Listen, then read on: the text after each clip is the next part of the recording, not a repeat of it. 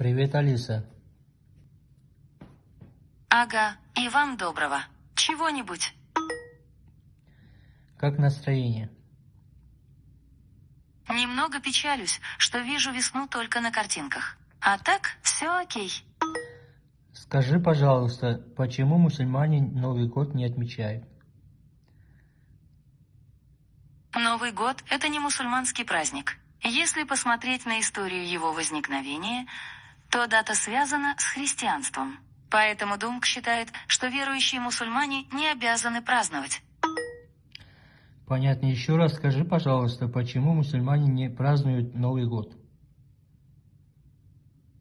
Шариат гласит, что мусульманам нельзя отмечать немусульманские праздники. Посланник Аллаха сказал: кто уподобился какому-то народу, тот из их числа. Поэтому для мусульманина праздновать Новый год – большой грех. Спасибо. Обращайтесь.